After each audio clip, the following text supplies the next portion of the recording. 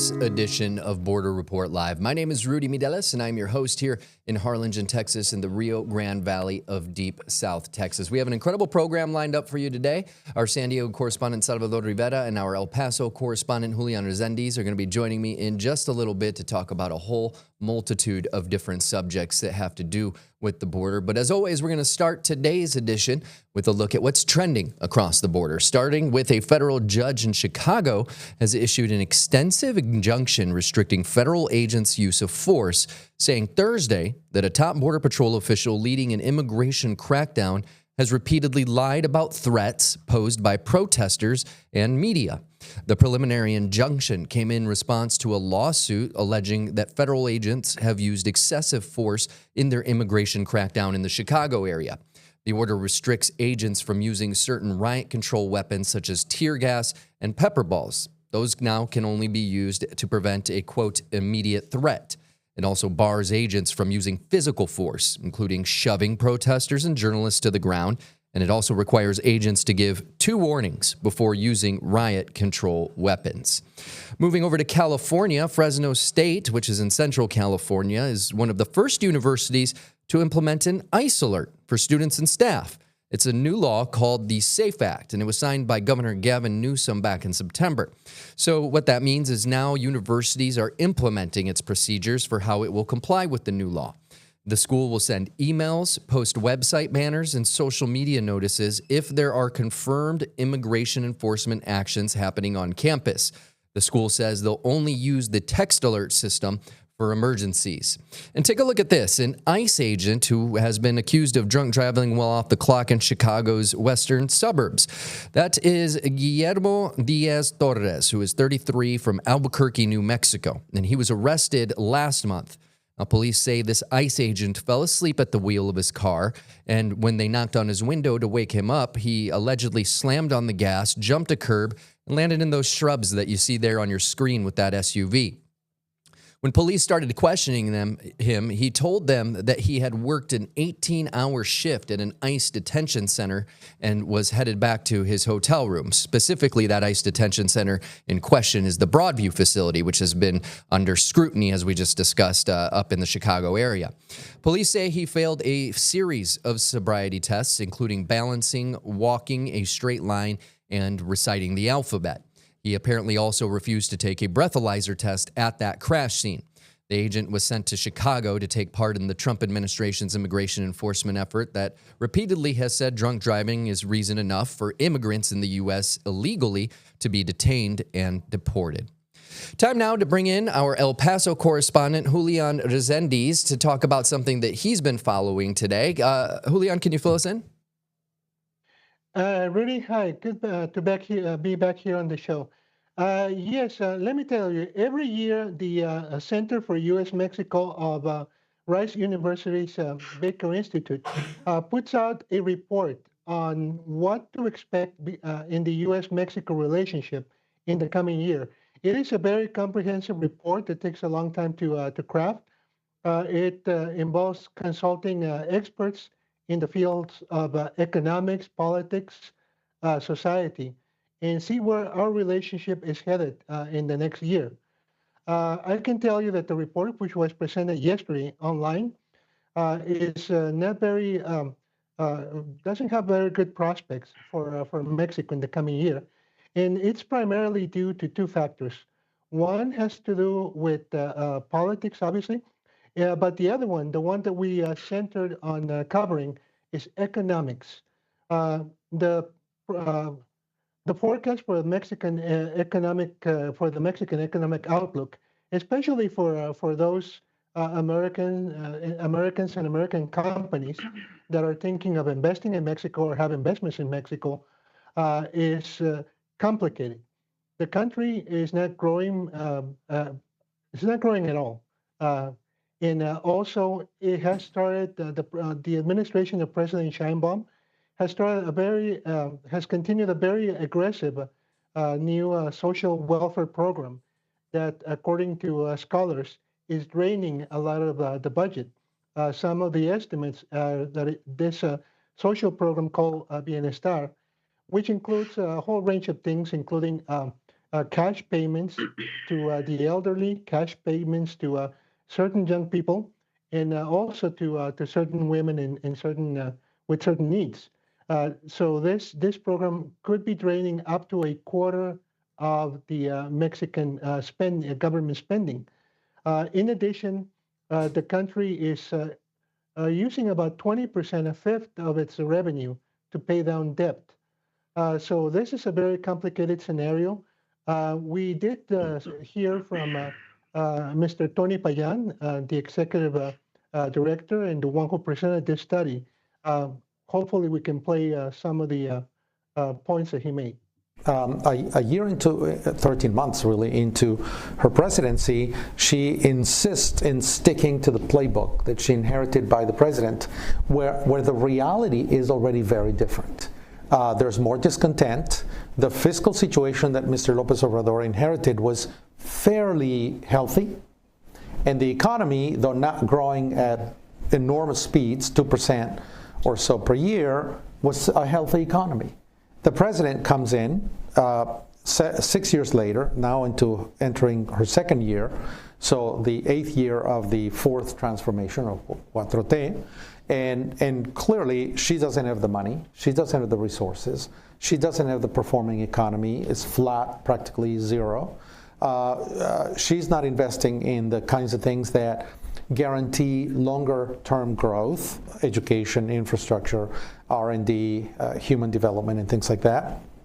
She's not investing in that because the fiscal policy simply is not there.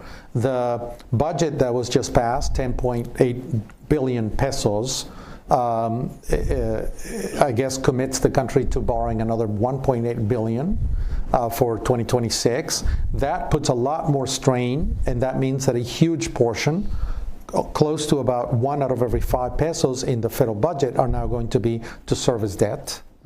And then the social transfers that Mr. López Obrador committed, and she's doubling down on, cash transfers for elderly and youth, are also committing another quarter of the federal budget. So there's very little discretionary money to invest in growth. And so I think that the president has not yet understood that she is standing on a very different ground than the one Mr. López Obrador inherited. But for now, she's sticking to the plan. I think 26 will be a very critical year. We'll see a lot more discontent and perhaps the articulation of the opposition.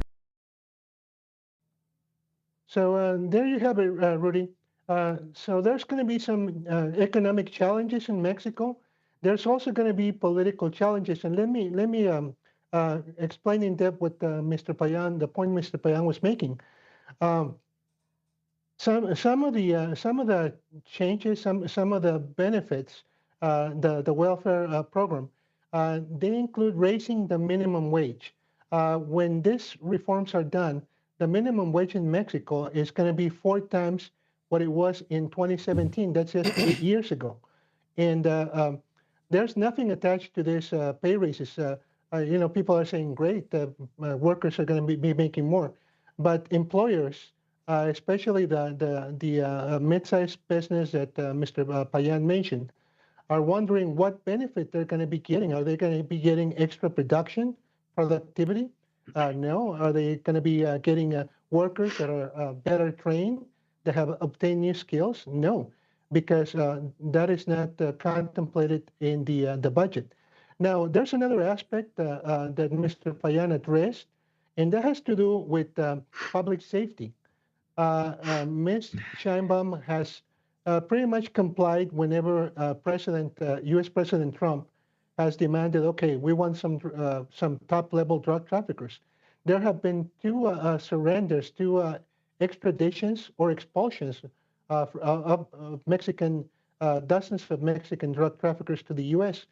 But Ms. Sheinbaum, the current president of Mexico, Claudia Sheinbaum, she is very forceful in saying, I will not declare war on the cartels, and in pointing out that this all originates from the desire for drugs, the lust for drugs in the United States.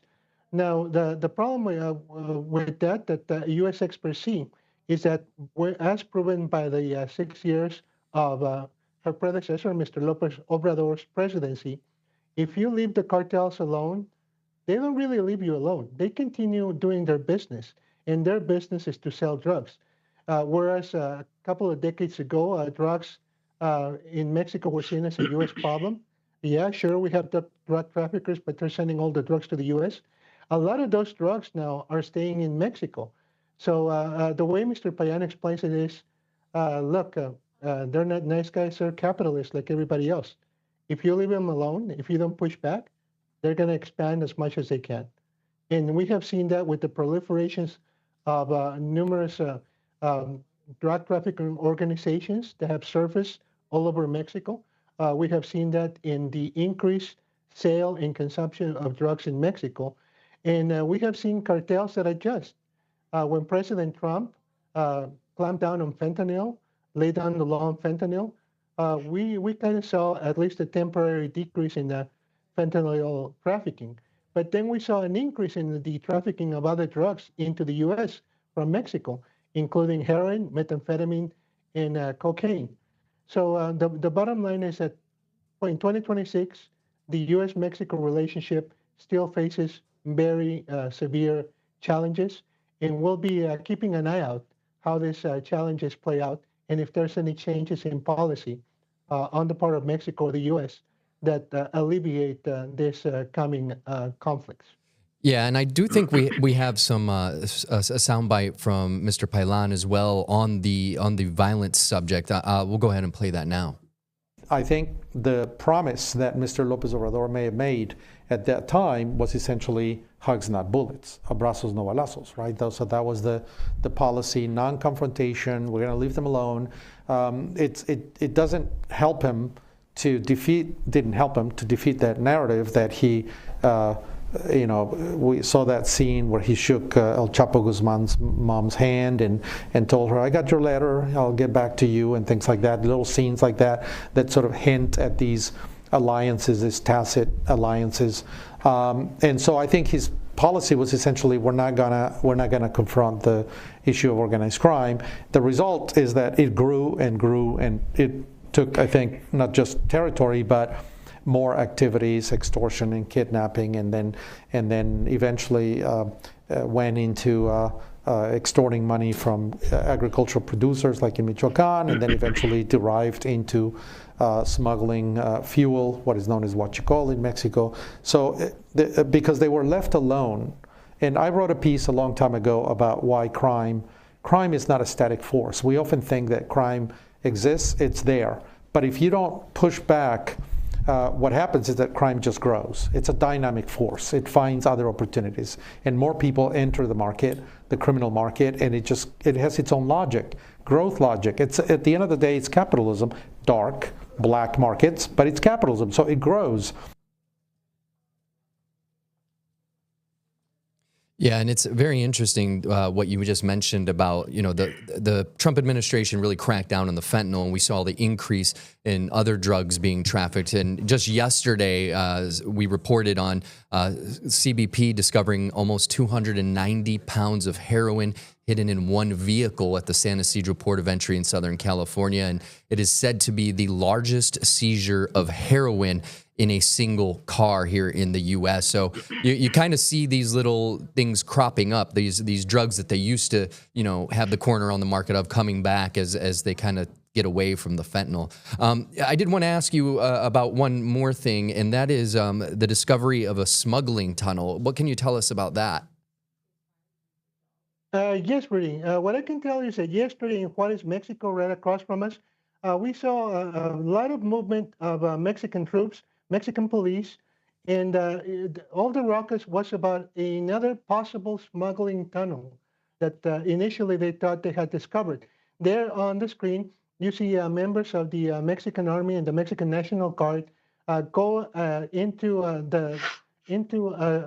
hole, basically, on the Mexican levee of the Rio Grande, just right next to the Rio Grande and the U.S. border.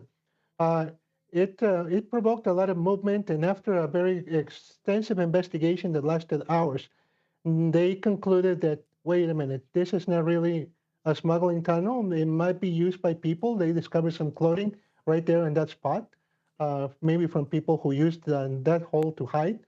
But they discovered that it was not a tunnel, that it's a drainage pipe, a storm drainage pipe that originates on the highway and runs for about maybe an eighth of a mile to that spot where they are. Um, but still, there was a lot of speculation, a lot of movement, and certainly it caught international attention.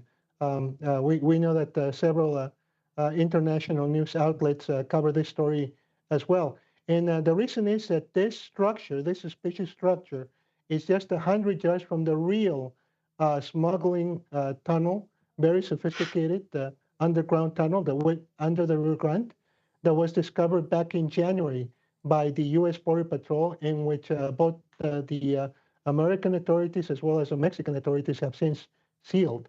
And they knew from their investigation back then, they heard rumors of other tunnels. So the search has continued, and yesterday was a close call. But in the end, I spoke to the Border Patrol, and they told me, as far as we're concerned, it was just a false alarm. Well, it is a positive sight, however, to see, forces on both sides of the border looking for those smuggling tunnels. I don't know, as I haven't been here and reporting on this stuff as long as you have, but I assume that's not really something that you would see, as late as early as 10 years ago. I did want to bring in our San Diego correspondent, Salvador Rivera now. You had something you wanted to add to this? Just to piggyback on what Julian was saying, yes, Mexico's President Claudia Sheinbaum has said it's illegal to declare war on the cartels, that it goes against the Mexican Constitution. It cannot be judge, jury, and executioner. People deserve due process, and she's totally against any sort of war against these cartels. But I do want to mention that in Colombia, how did they get rid of those cartels? So the Medellin and the Cali cartels, the people finally got tired of all the bombings, the murders, the violence, and the government created this hit squads that specifically went after the cartel leaders and their families. And slowly they started basically wiping them out, wiping them off the face of the earth. And eventually the cartels gave in. And for a while, it eliminated the cartel violence, cut down on the drug smuggling coming out of Colombia. Perhaps this is something that Mexico needs to consider if it truly is serious about eliminating the cartels and the violence, the drugs that they bring with them. All right. Well, thank you so much for that. Go ahead. Yeah, I would add to the conversation, Rudy and Sal, that Mexico did try to take on the cartels back in the mid-2000s. And the results were disastrous. They were not prepared for it. They realized, like Mr. Payan said yesterday, they realized that the cartel shoot back, and they were not prepared for this. Plus, there's always the ever-present threat of corruption. Corruption is a very big generational problem in Mexico. So eventually, some of those highly trained drug fighters who took on the Sinaloa, who took on the Juarez cartel, the Gulf cartel, eventually they switched sides or they formed their own organization. The Zetas cartel, which gained fame for a while during Mexico, was made up of former military. So it's a very complex problem. But like Mr. Payan said, if you leave it alone, it's just going to grow. All right. Well, thank you so much, both Julian Resendiz, El Paso correspondent, Salvador Rivera, San Diego correspondent. We're going to continue the conversation with Salvador when we come back from the break. So stay with us. Border Report Live is back in 1 minute.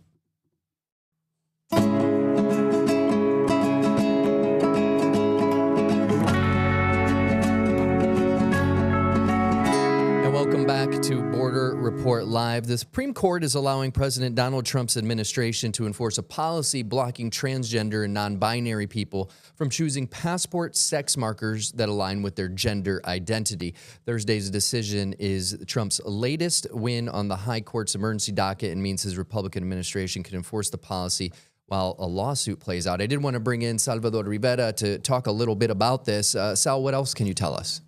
Well, let's start with what began 33 years ago when people were allowed to start changing their gender designation on their passport applications. So if your passport expired and you were renewing it, and now you saw yourself more as a woman than a man, you can simply click off a box and then you could apply for your passport and it would be done just like that.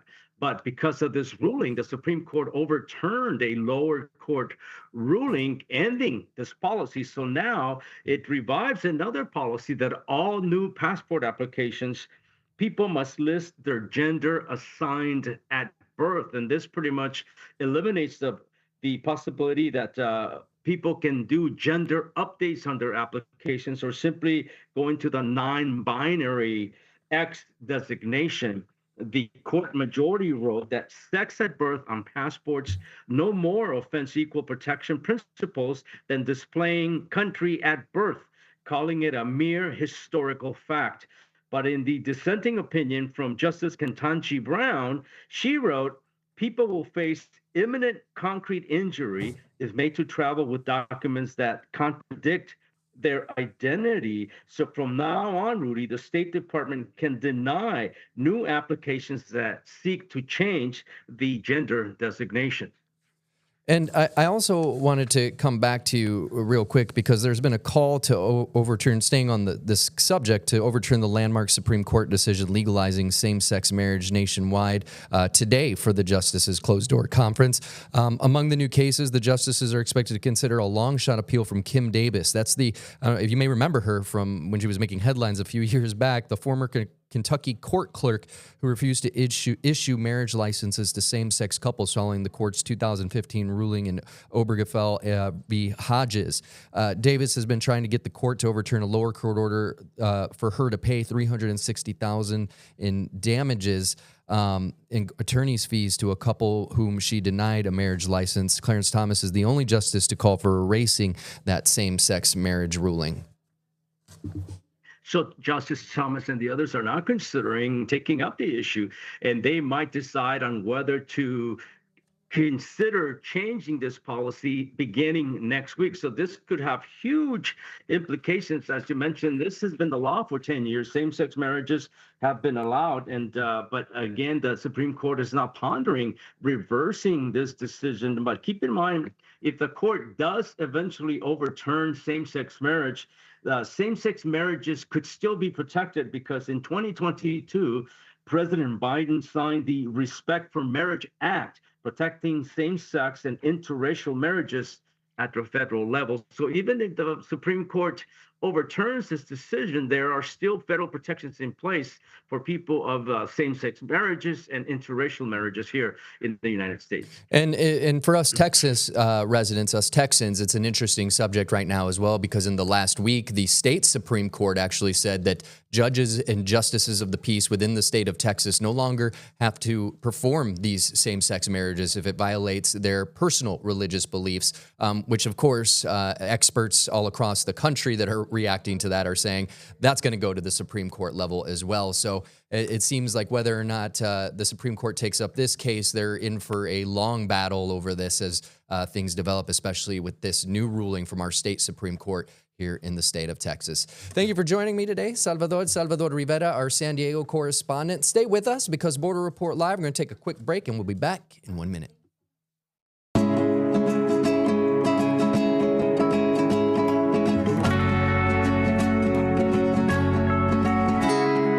Welcome back. We've got some new hot polling from Emerson College to share with you regarding the president's approval rating. Now, a new Emerson College poll national survey finds 41% of voters approve of the job President Trump is doing in office, while 49% disapprove. Now, this is a 4-point drop in approval from 45 in October, while the president's disapproval increased 1 point from 48 to 49%. Quote, nearly 1 year after he was elected, President Trump's approval has flipped since the first Emerson College poll of the new administration. That's from Spencer Kimball, the executive director of Emerson College Polling. He said since his inauguration, Trump has lost support among key groups. Republican voters' approval decreased 12 points from 91% to 79%, and his disapproval intensified among independent voters from 44% to 51%, and Hispanics from 39% now up to 54%. And again, I just mentioned Spencer Kimball, and pretty apt timing because we don't want you to forget about our partners at Political Power Ranker. It's a show